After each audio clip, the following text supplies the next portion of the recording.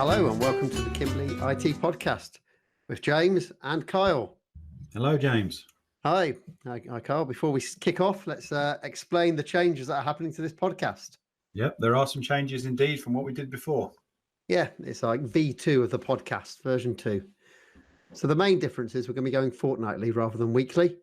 Yep. That's going to help us to the reason for that is it's just going to help us focus on the content that we bring to you guys that listen in. So it's a higher quality, a higher standard. But also, I was thinking that it's quite easy to get podcast overload, which I've experienced where you have in your podcast app, you just get loads and loads of new podcasts coming through and you want to listen to them, but you just haven't got the time and you're having to pick which ones to choose from. And typically, I found that I listen to ones that came out fortnightly more regularly than ones that came out weekly. If they're weekly, I might skip one, or especially if it's a daily one, you could get some daily podcasts. But so fortnightly, I felt it had a better. It got rid of some of that pressure you had to listen into podcasts. Yeah, I agree with you. I may not listen to them as frequently as you. I tend to pick a podcast and then go historically listen to everything. You're right about the quality of it, and that's why we decided to change it up a bit. It was really hard every week to come up with quality content and do what you got to do and run your family life. Yeah, and that's why quite often, well, not quite often, but every so often we had to delay it a few days. So fortnightly, we can lock it in and do it a lot better and make it more regular for everybody. Even though the last one was regular, it will definitely be a higher quality that we're hoping that we'll be able to put out there for everybody who listens in. That's the plan. We've also got rid of the rant section. It doesn't mean rants have gone completely. They might come into an item that we're talking about, but we haven't got a dedicated rant section anymore. The problem with the rant section was it was getting to a point where ranting over things because we needed something to rant over, not because there might necessarily be a major rant there, as you listeners would have heard, where we've done really short rants because we're not really that fussed about the thing that we're ranting about. Yep, that's right. I was looking for things to moan about. So that's essentially the differences. Fortnightly and the rant section's gone, and we're going to be focusing a bit more on technology news, and we're renaming the focus section Conversation Time, where we're going to talk about something that will hopefully bring some value to you guys and things that you can action and do. Yep, that makes a lot of sense. No point listening to something if you can't take anything away from it. The recap is still here, and we're going to go on to the recap of what we've been up to. Again, that was going to be short. We're not doing a preview of what's coming up in the next weeks. So it's a bit more exciting for you guys because you don't know what's coming along. I see that's the plan, is it? Mystery theatre. Yeah. So the recap. So one of the big changes we did is a thing called DMARC. So anyone who knows anything about email systems knows that you get a lot of fake email coming through, phishing emails pretending to be from somebody in an organization, and they're not really from that person. It's just because they haven't got their checks in place to try and block those type of emails. The most common ones are ones that go to finance teams where it's the owner of the company or the senior person in that position will email someone at a lower position and ask them to make a transfer of money to a bank account. It needs to be done urgently because it needs to be done for marketing or a client or something along those lines.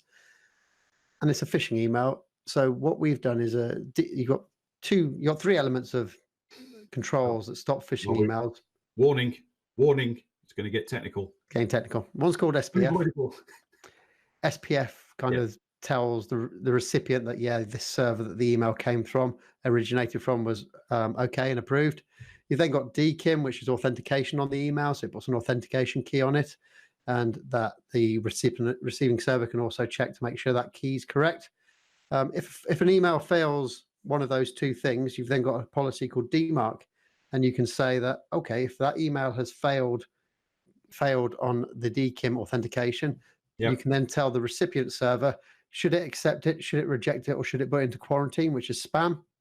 Yeah. So you've got three levels there. If you tell them just to accept it, then it's kind of pointless having DMARC anyway, because you're not protecting yourself against anything. You're essentially in reporting mode. So you're seeing that a lot of fake emails might be coming from your domain, but you're actually telling the recipient domain, doesn't matter, let the emails go through to however you feel you want to handle them. So you're leaving all the control to the recipient side. If you've got it in quarantine, you can tell the recipient, okay, it's failed that. I want you to let the email through, but put it into the user's spam folder. So a lot of people have it on quarantine mode, but we've just changed all our clients now to reject mode. Basically under reject, it means if an email comes through and it fails DKIM authentication or SPF or both, it will then reject the email. So the email will bounce. It will never go into the recipient's inbox. It will never go into any quarantine. It just will be like it never existed. And we've moved everyone up to reject level now. Yes, this alignment you're talking about, DMARC isn't actually a check of any sorts, is it? It's actually like setting out your standards when you're sending an email. It's our standard is, if everything isn't 100%, then do this, reject it, for example. Yeah, DMARC's the policy maker. And sometimes that can be confused with people as it's like, is it some sort of checker or a protection, or how does it work? And it doesn't. It's a standard that you're saying, if the first two fail, then do this. Well, what you can do is you can set up DMARC in reporting mode initially. So that's where you tell it not to take any action.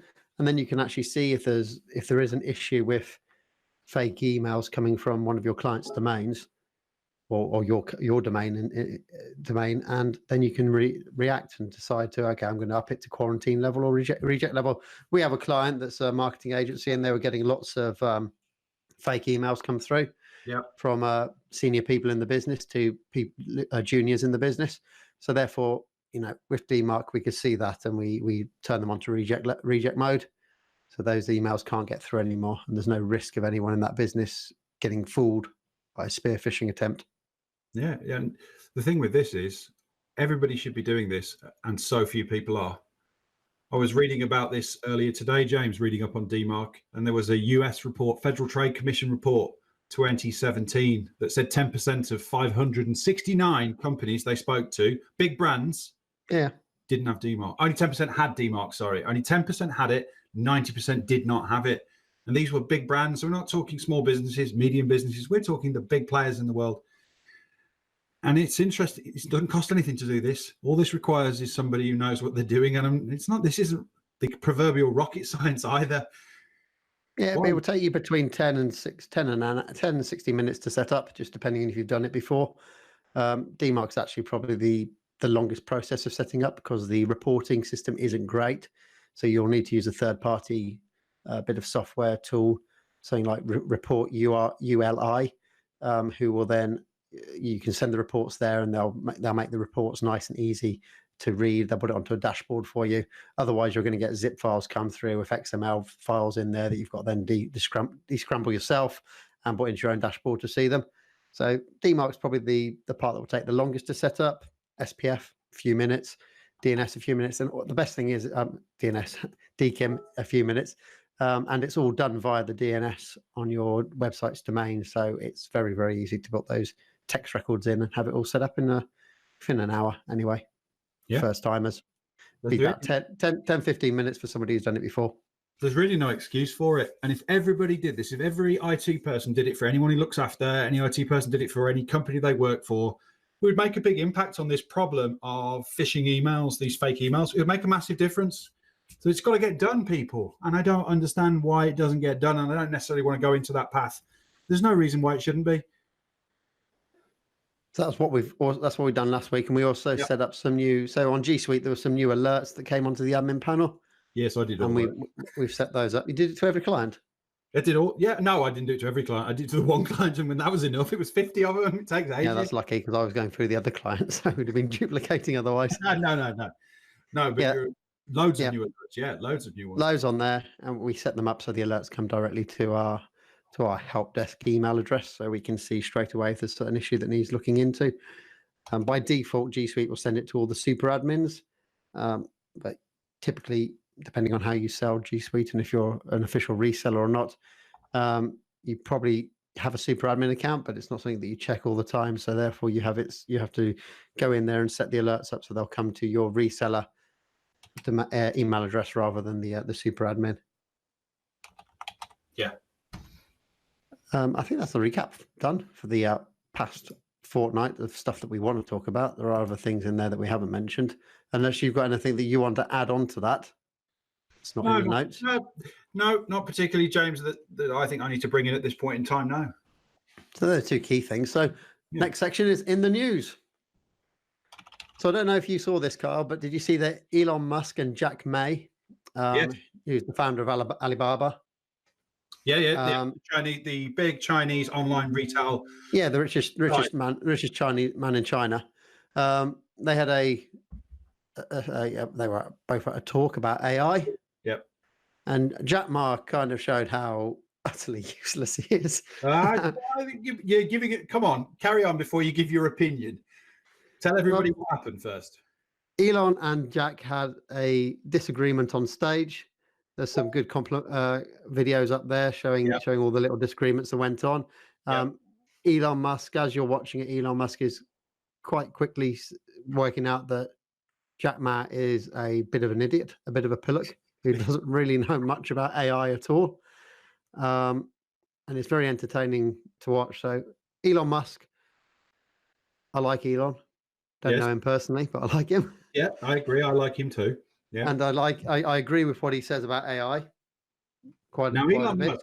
Elon Musk, if I'm right, James, says AI is probably the most dangerous thing coming. The number one thing likely to wipe us all out above of everything is AI in his world. Yeah, he's spot on with that when it comes down to it, because there's an article on whatwhenandwhy.com. Yeah, I mentioned a couple of podcasts ago about AI, and it's actually that article got Elon in touch with the author of the website because it was such a good article. But it's just about at the moment we're in ANI, which is artificial narrow intelligence. Basically, what that is, you've got artificial intelligence, but it's only very good at a very specific task, like playing chess. Or facial recognition, something like that.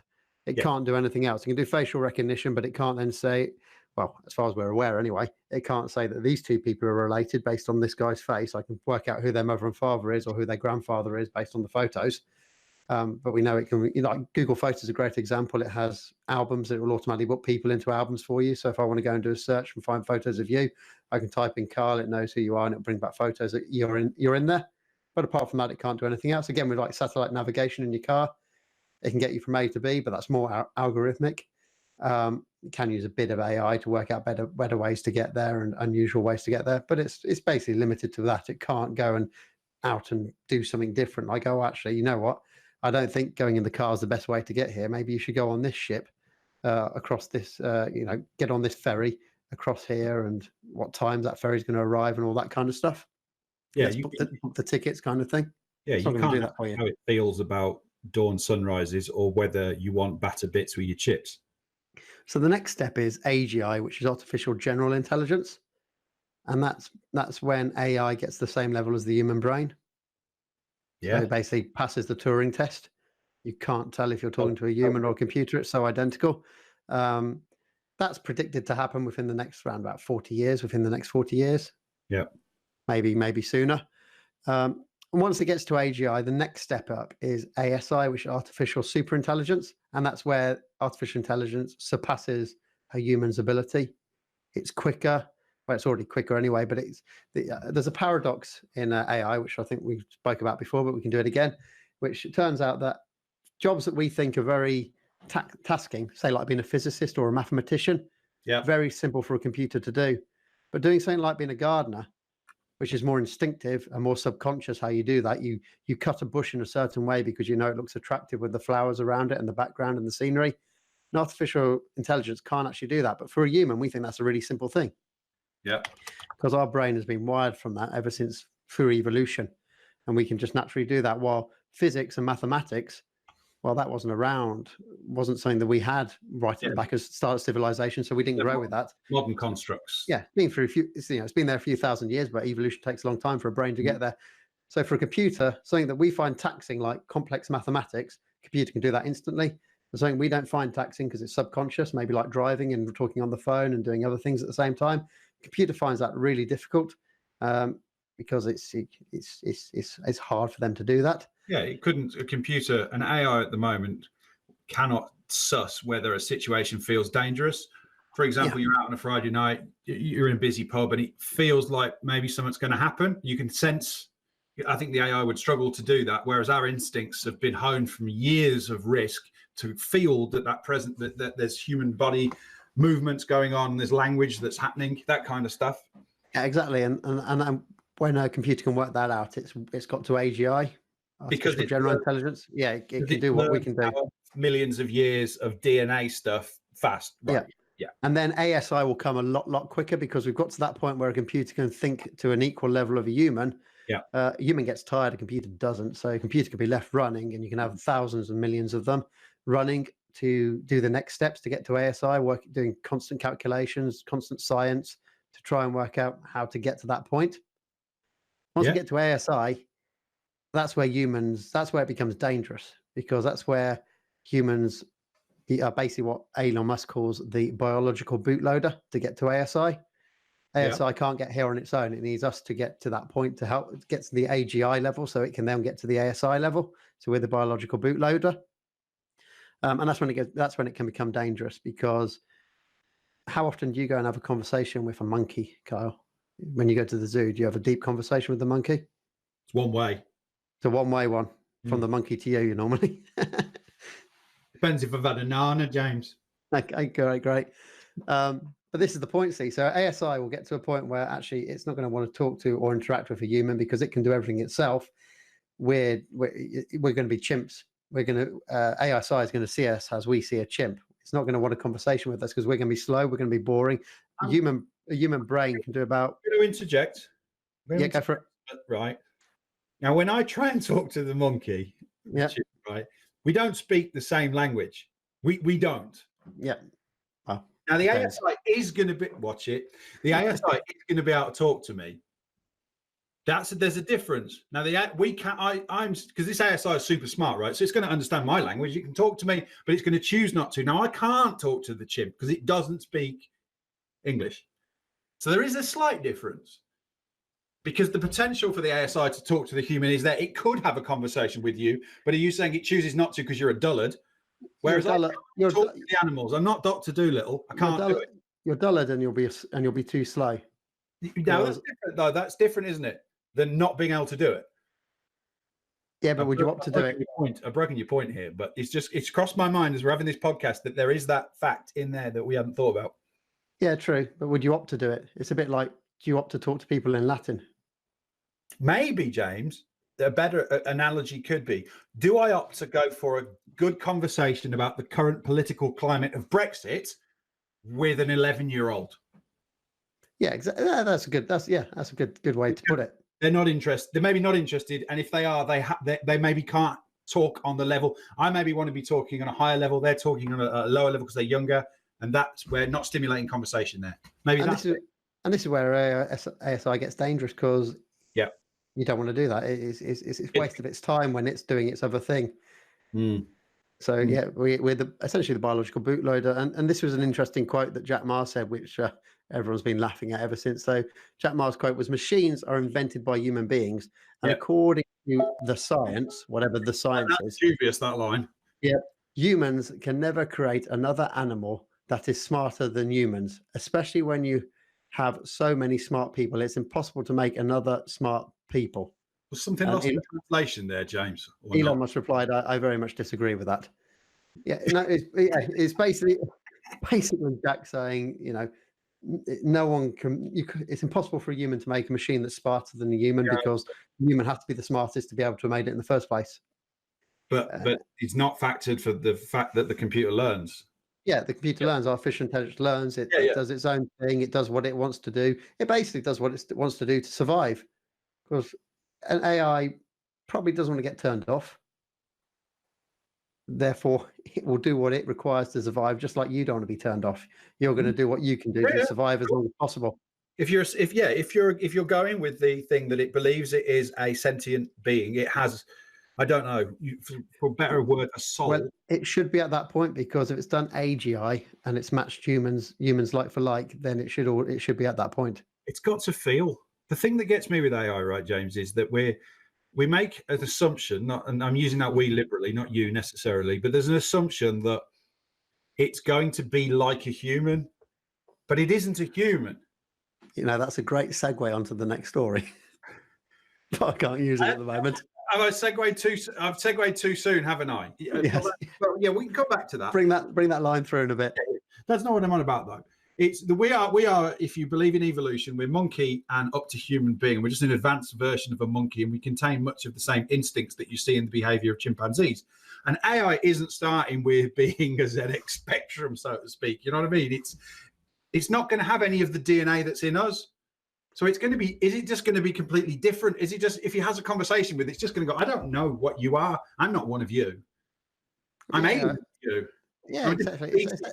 It's AI talking to AI that you've created, because ASI is much smarter than a human, way smarter than a human. So it can do things that you won't even know that it's doing. But I'm relating to the bit when you say about an AI doesn't want to be switched off. Like if you take 2001: A Space Odyssey, Hal, the classic Hal, it doesn't want to be turned off. Hal doesn't want to die. And at the end, in the movie, Hal sings the first thing he was taught, Daisy, Daisy, as he's dying, as he's being switched off and his memory's been taken out. And it's meant to be like a human.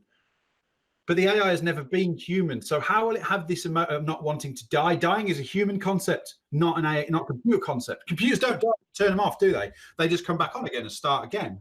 It will fully understand what it is, dying. But it can't die because it's not biological. Need to ask Elon on that one. I wonder, what I'm trying to get to is if you switch a computer off, it's off, right? And then if you turn it on again, generally the computer comes back to where you left it. Is the computer going to allow you to switch it off? Yeah, well, that's interesting. That's the question.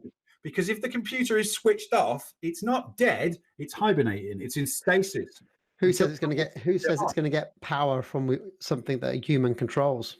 It's going to take all the controls off a human. I'm not suggesting that. I'm merely stating that, therefore, if a computer relies on electricity to run, you can kill it by removing its electricity supply. Again, it's assuming it needs electricity to run.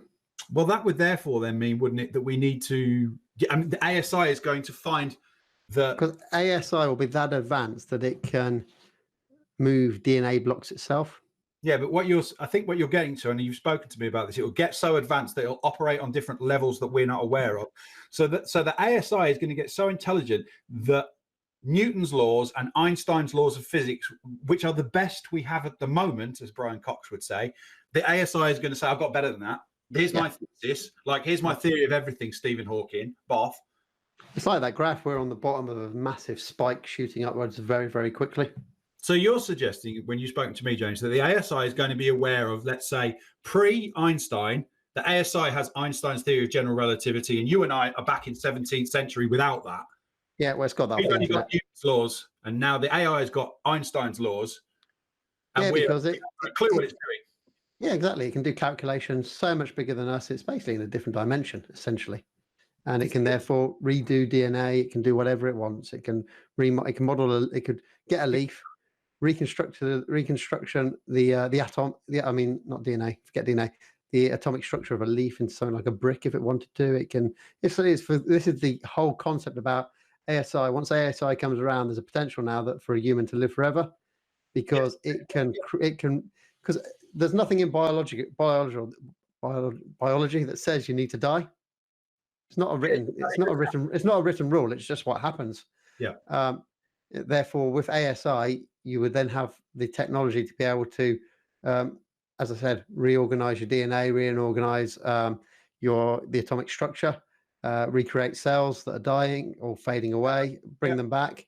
And that's the whole thing about it. It can operate in a completely different level to what we're thinking about at the moment. And it's important you mentioned that in that article. Relates the other side of the balance beam of AI is not doom and gloom and death, but is if the AI likes us and is positive, it is immortality. And I think it's going to be unlikely, because I think that'll be unlikely if you look at humans against other animals. We don't really like other animals.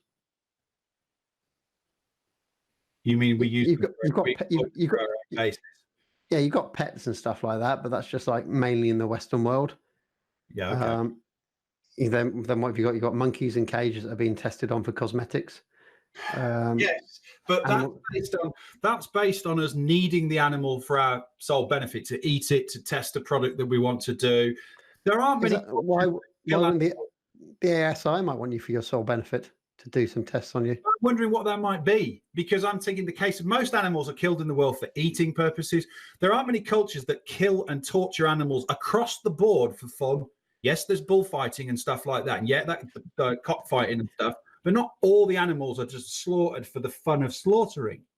It doesn't necessarily mean it's going to be fun. It's not going to be for. It might not be for entertainment. It may need to slaughter you for some reason. Maybe this ASI really likes, for some reason, it got programmed into it at some point while it was developing. It really likes pigs, and it needs food for pigs. No. Therefore, you become the human supply now for pigs. Yeah. No, you need to explain this to our people who are listening, James. You're talking about a different aspect now of the AI that we discussed the other day. Do you want to tell that little bit from that article? No, but I'll talk about it in a different way. In that, All right. a lot of people are thinking when we're talking about SI that it's going to be it's only going to be a few people that are going to develop ASI. Some people like Elon Musk, some billionaires, or some government somewhere. But that's not true. It could be anyone at any point could develop AGI or ASI. At the moment, we can all go on our computers. We can download simple tools. We can go and build our own AI, our own ANI, narrow intelligence. It's free there. You can put it on Google Cloud or whatever cloud you want to and use their AI tools. So it's very, very cheap for you to do it. It's not going to be a big step. It's going to be lots of people that are going to be out this. There's going to be, how you got all those development houses in India doing mobile phone apps and stuff like that. Well, they'll soon all start to move on to AI as AI becomes more profitable, makes money from it. And it could be anyone. It could be someone from ISIS if they were still around who actually goes and cracks it and gets AGI. And then it's up to the people who initially program it how they're going to program it, and that may have a run-on effect, which can cause could be a positive effect, it could be a negative effect. But the fact is, it's going to be anybody in this world is going to develop it. It's going to be the first person to do it, and there's no control who's going to be the first person to develop it. So you can't assume it's going to be good. Because it's going to be anyone. And how often do you get software that needs updates on it? Windows needs it quite a lot, and you think Microsoft would be quite good at doing Windows updates and making it secure and not buggy. Yeah, and then you've got some little small development house over in New Zealand or somewhere like that who's gone and created AI. No offense to our New Zealand listeners. And it's all there's a bug in there. There's a bug in there that tells it, you really like pigs, protect the pigs. No matter what you do, protect the pigs. They end up eating you.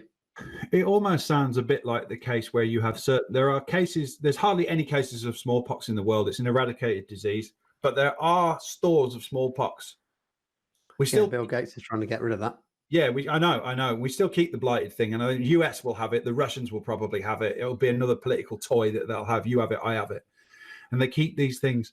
And is the development of an AI going to get closer to a point where you've got to have some kind of international, and I don't know how it would be done, James, with computer systems, where it's like not everyone can create. You can have regulations and laws, but from experience, we know that people who want to do illegal things generally don't follow the law or the regulations. I don't disagree with that, but people who want to do illegal things equally generally don't have the time, wealth, skill set to deploy into AI. Or are you saying that developing an AI isn't that difficult? Because if it's not difficult at all, you can go on Google Cloud now, start doing narrow intelligence, artificial narrow intelligence. I'm not an Egypt, but I wouldn't know where to start. Google Cloud, just go onto it. There's options there. You can use their image recognition. You can use their chatbots and all those kind of things, which is all based on AI. You're using neural networks. It's not a big step at all. It's not like you need something powerful to do it. It's a small step. You can get the computer power you want. Do you believe that you can create a rogue AI from a set of somebody else's tools? This isn't hard coded then. You're saying go onto Google and someone's going to cock up their tools and create this monster from that. Yeah, we haven't got to AGI yet, but when we do get to AGI, it's going to be similar. It's going to be even cheaper by then to run the stuff because things constantly get cheaper. Computing constantly gets cheaper and easier to do. And there's plenty of people developing open source stuff out there, so you can get the source codes. This is why it's inevitable. This is why Elon says it's inevitable. That's why Bill Gates isn't that keen on it. It's an inevitable conclusion that AI will be developed, AGI and ASI, and there's a very good chance that, well, almost certainly some bad guys are going to do it at some point.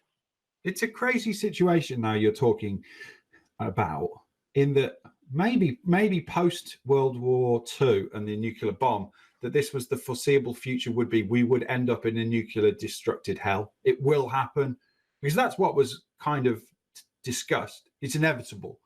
Race, war, bang, boom, planet destroyed. But it didn't happen in the way that people thought it might have happened by now. Because if you look at this logically, James, it means, well, what's the bloody point? You might say, what's the point, Elon?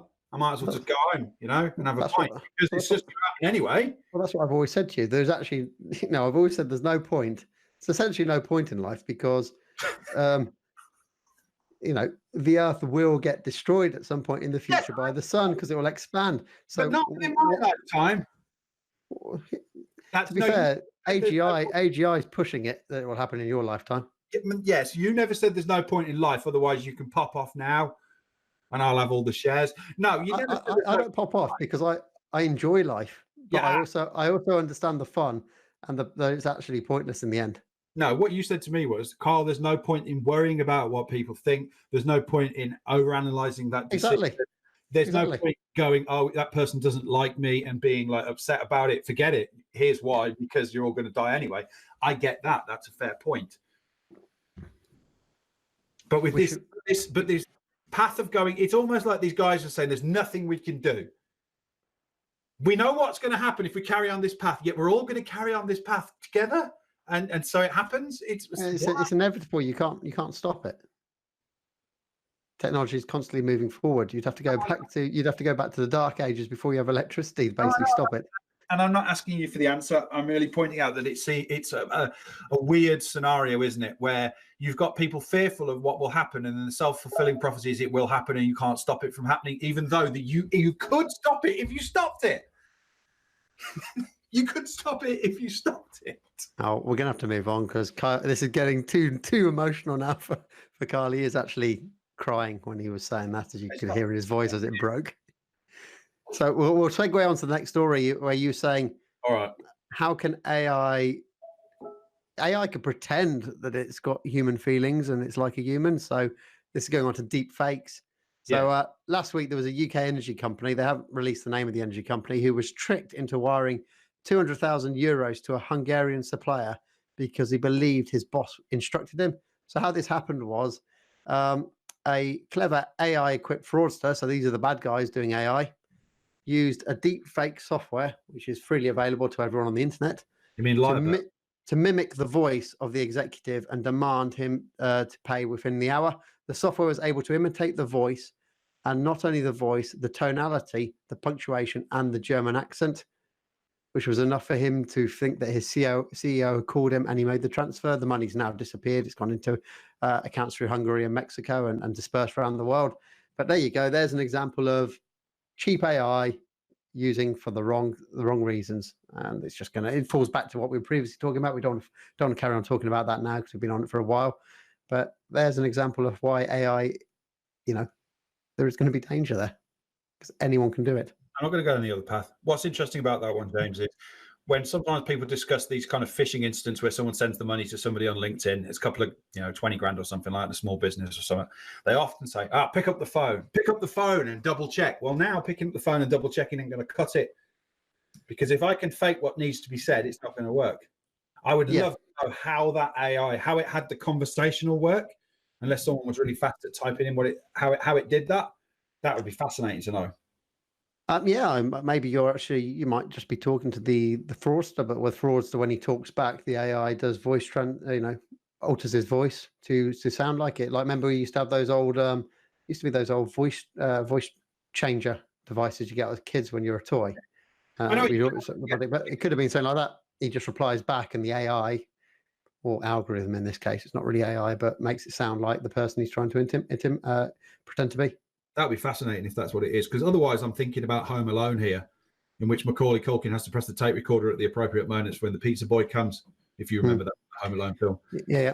That film wasn't a true film. What do you mean it wasn't a true film? The video he plays in the video machine. That you've just been speaking about, that film that he plays. Right. So you're telling me the film that's the black and white film that he's supposed to be watching isn't a real film? Yep. It was made up because it has the lines that. It was made up for the film.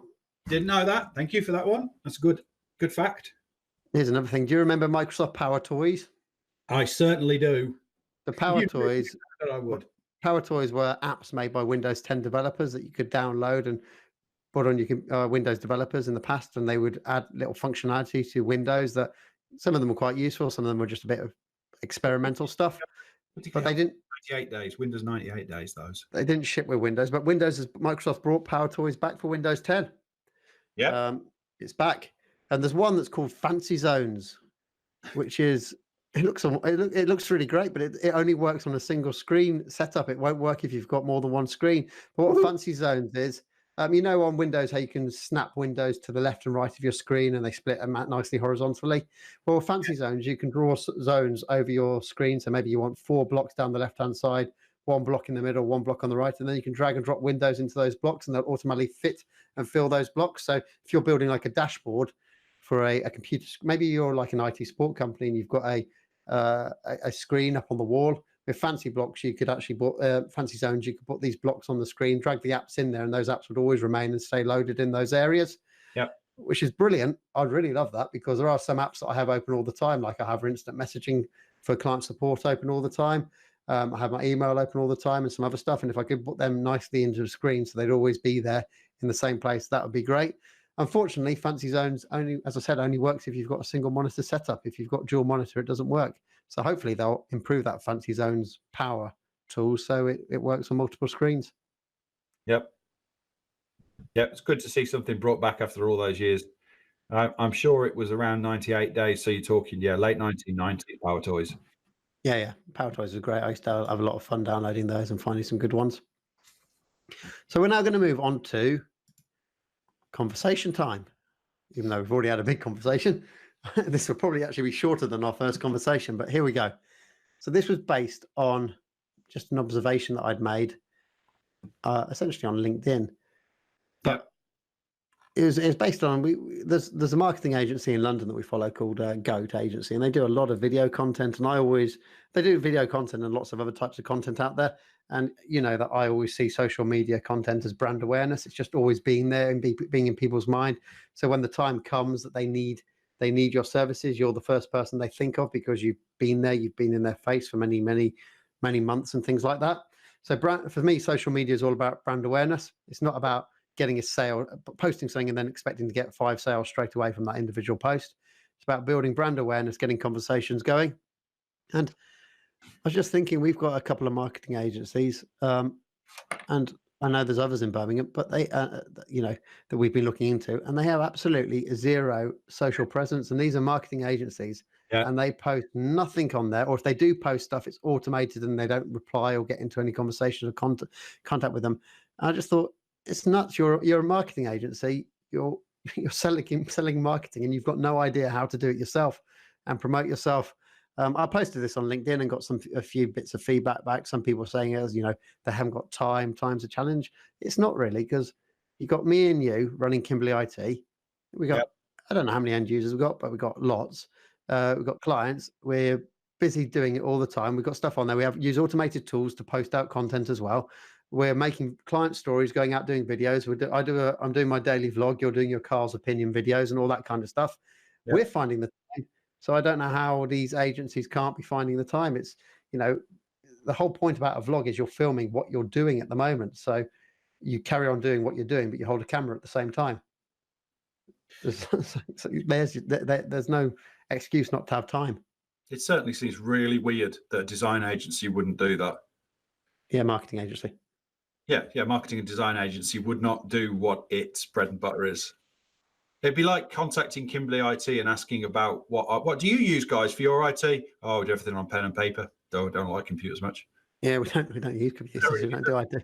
Yeah, just do pen and paper and semaphore and stuff like that. It's just really weird. We noticed this earlier this year when we were doing we were looking at all the marketing agencies in and around Birmingham.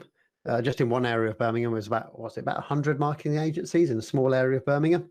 Yeah, and the actually, I wouldn't say not the vast majority. I say all of them. I don't remember a single one that had a real big social media presence. No, there were a couple. There were probably I think we're about 78 altogether, and I think about 5 were decent. 5 had a presence. It's not regular content though, because I know I followed some, but I don't see regular content from them. Now that could be the algorithm hiding it from me. How do you define regular? Like we do. I have a post twice a day. No. I'm pretty sure whenever I speak to anyone, James, they say, blimey, you're always on LinkedIn. So you and I are pretty full on with our... Well, because without marketing, you don't have sales. So marketing's our most important thing in Kimbley IT. It's the thing I enjoy the most as well. I'm suggesting that maybe 5 or so agencies out of the 70 odd that we looked at would post once or twice. No, post 3 to 4 times a week on LinkedIn, maybe more. Certainly not a lot of commenting, hardly any commenting for the reasons that you've given before. No employee will comment for fear of getting the chop from their boss. And most bosses don't comment for the fear of not looking professional, except for the world of cloud accountants. They love it. They love it. Accountancy firms are the best marketeers on LinkedIn. Yeah, cloud accountants really going for it. They've got something to say about everything.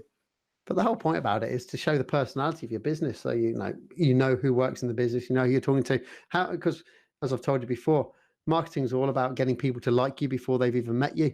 So essentially, the biggest part of the sale, which is 90% of the sale at least, is does the other person like you or not? If they don't like you, they're never going to buy off you, no matter what you do. So why not get that out of the way beforehand, rather than going along to a meeting and realize, and then the other person goes, "Oh, actually, I don't like this guy. He's a bit slimy. I don't want to do business with him." They're not going to say that out to you. They're going to sit around for an hour, whatever it is, in your meeting. They're going to ask you to do a proposal, send it across.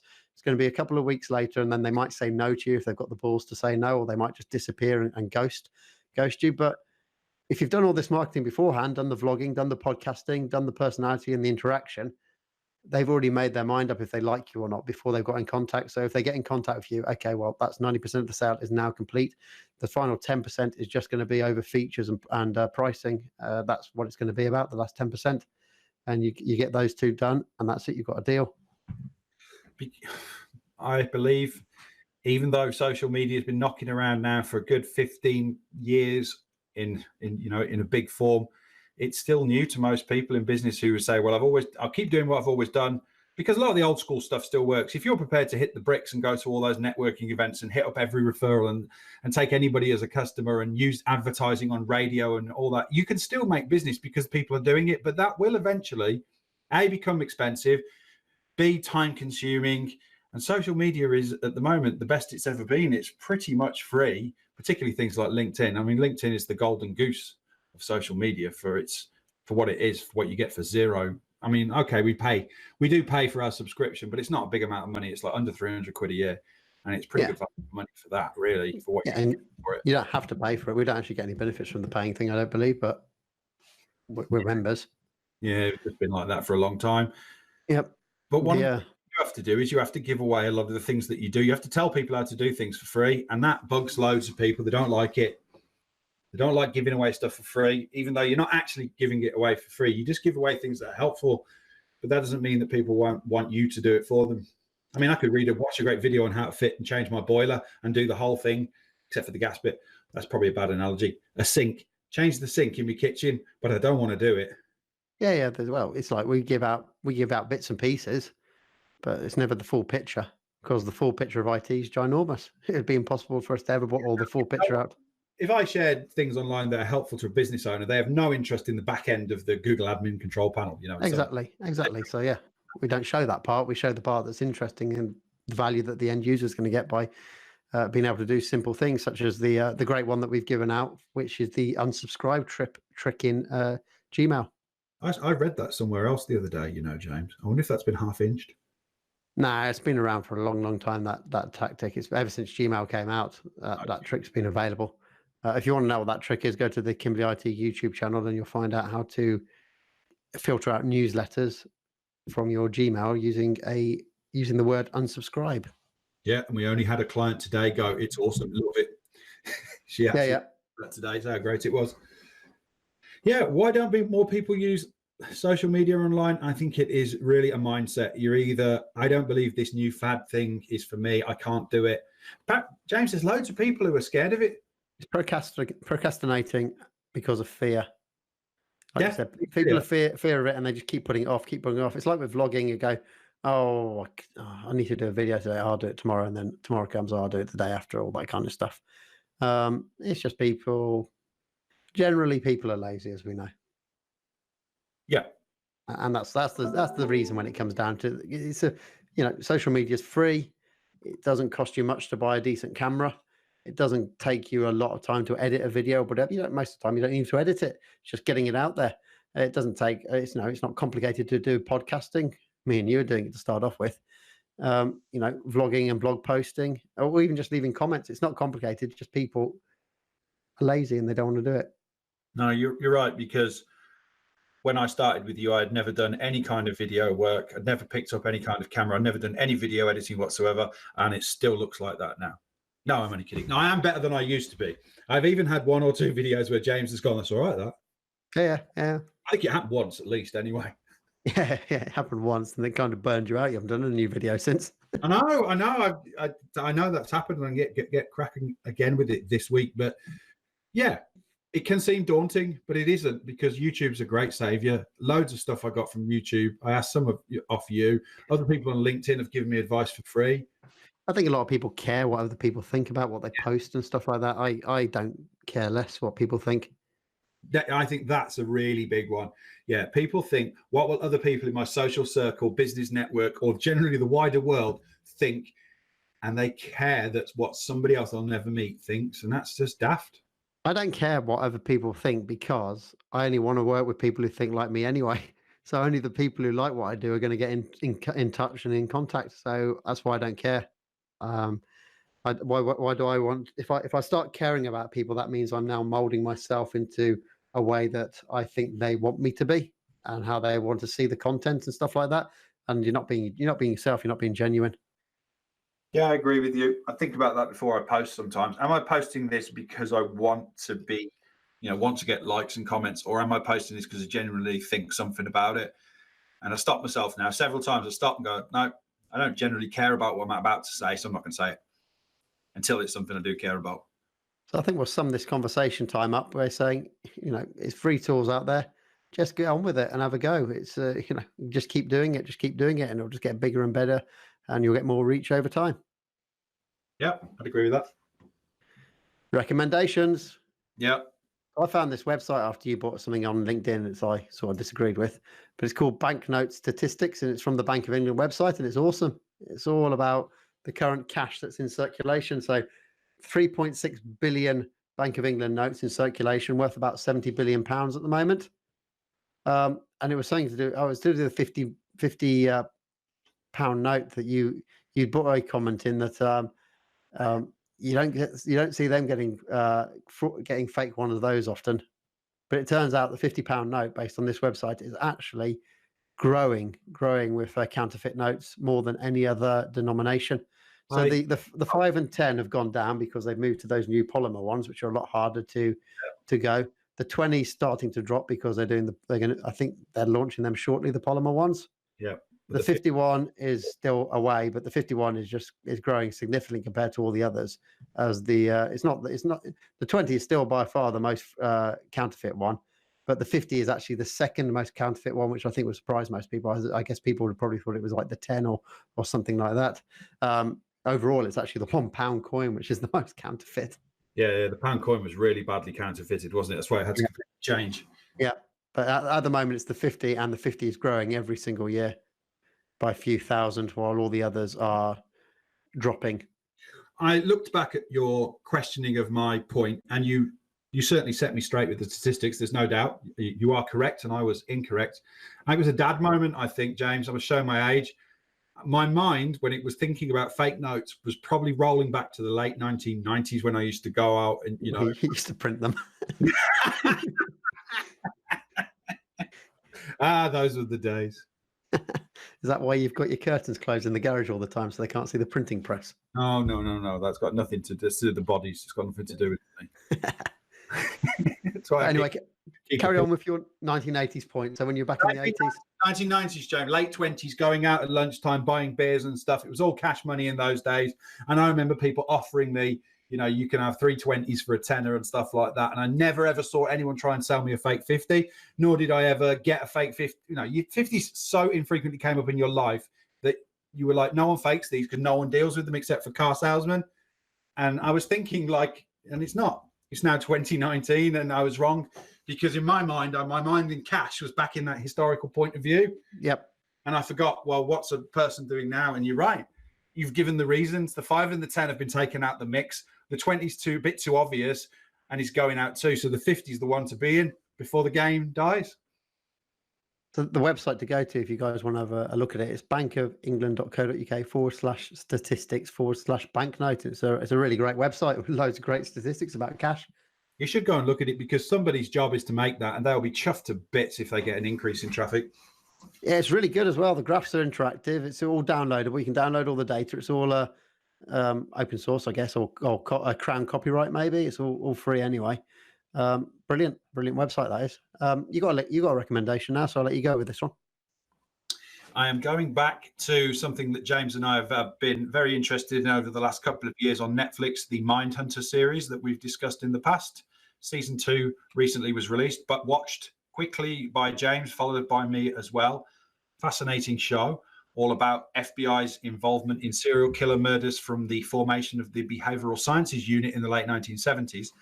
But it's all based on the work of 2 original FBI agents who took part in the show, and they were consulting on it, and they consulted on movies like Silence of the Lambs. And so I thought, well, I wonder if there's some books by this guy. And it turns out there are many, but there's only one audio book at the moment from John E. Douglas, the FBI agent. And it's this one, The Killer Across the Table. And it's about 12 hours of audio narration, all about interviews that they've had with several serial killers that aren't in the Mindhunter series, and about how he learned to understand their behavioral patterns, what their backgrounds are, and how that influences them, and what makes serial killers more likely to occur in humans, in conditioning, nature versus nurture, all of that kind of thing. It's narrated by the actor who plays Johnny Douglas in the show, Jonathan Groff. Plays Holden Ford in the show. He plays Holden Ford in the show, which is the equivalent of Johnny Douglas, and it's Jonathan Groff who narrates it, which makes it really nice if you've watched the show, because you can envisage in your mind as you listen to it, him as the actor and the other characters around, and it really helps build a nice a visual picture in your mind. And I thoroughly enjoyed this book, even though some of the topics, if you're sensitive about murder and the death of young people and other people, don't listen to it, because it is grim. Is that on Audible? Yes, it is. It's on Audible. It's on good. I think it's on Google as well. I think it's on Google as well. Yeah, go for Audible.